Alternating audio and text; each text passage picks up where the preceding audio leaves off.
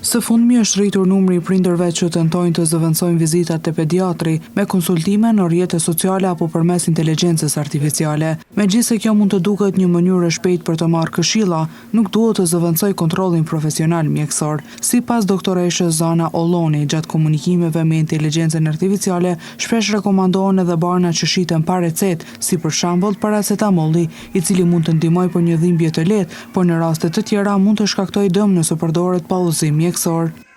Rreziku kryesor është fshehja ndonjë sëmundje të rëndë, për shkak se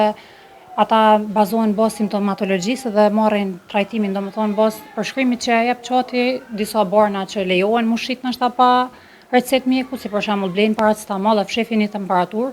ja qetësojnë një temperaturë, ja mbulojnë ose maskojnë një simptom caktuar, kurse në të vërtetë fshehet ndonjë infeksion i rëndë që me të cilin fëmia është ka vënë ndoshta në shtëpi dhe nuk drejtohet te mjeku. Për këtë arsye dhe na vetë mjekësia kemi inspeksionin si metodë kryesore, domethënë shikimin e pamjes jashtme të pacientit, edhe në bazë të asaj caktimin e diagnozës dhe përshkrimin e terapisë.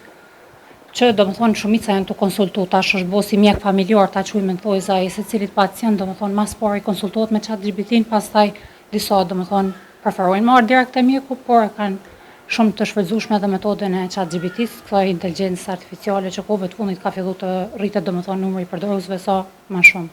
Një fenomen tjetër shqetësues është se kohëve të fundit kanë filluar të dërgojnë në këto platforma dhe foto të analizave laboratorike apo të rentgenit, edhe ky është një veprim i gabuar sepse vetëm mjeku mund t'i lexojë dhe t'i interpretojë saktë rezultatet mjekësore, shtoi doktoresha Olloni.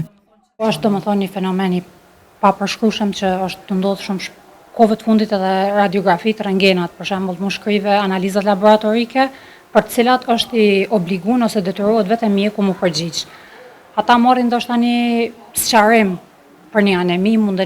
ajo domethënë bazë dhënave që ka mundet mi tregu që ka një sëmundje caktuar, mirë po trajtimin edhe shërimin asnjëherë nuk e realizon.